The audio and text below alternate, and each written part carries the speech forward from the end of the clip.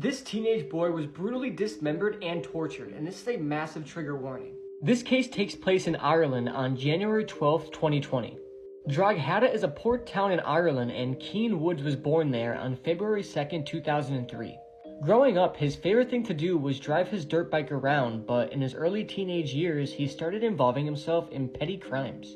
And in 2018, he turned to organized crime when he was just 15, and got the reputation as a very violent individual.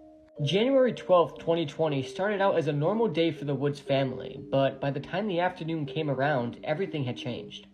Keane was missing and nobody could get a hold of him. The following day, his sister posted on Facebook asking if anyone knew where her brother was. The last time Keane was seen was on Sunday afternoon near his home.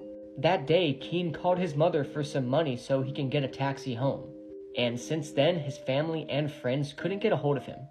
His family then reported him missing to the police. When the police took a deeper look at Keane's history, they realized his family had a good reason to worry. Just days before Keane disappeared, a video was posted online by a local criminal, and in this video, the man made numerous threats to kill 17-year-old Keane. The threats were graphic and involved words like abduction, murder, and dismemberment.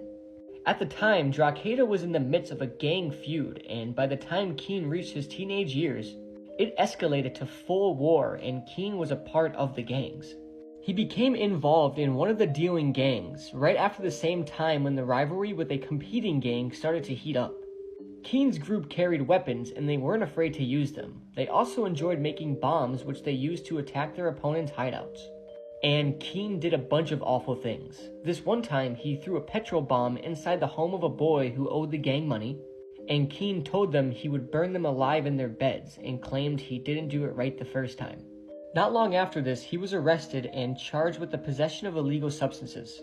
There's also reports that Keane tortured and killed a woman's cat, since the woman owed him money and she couldn't pay it back on time.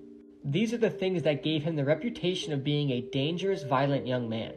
On the Monday, just a couple hours after Keane's sister posted asking for help to find him, a man walking down the street in East Dublin came across a bulky bag.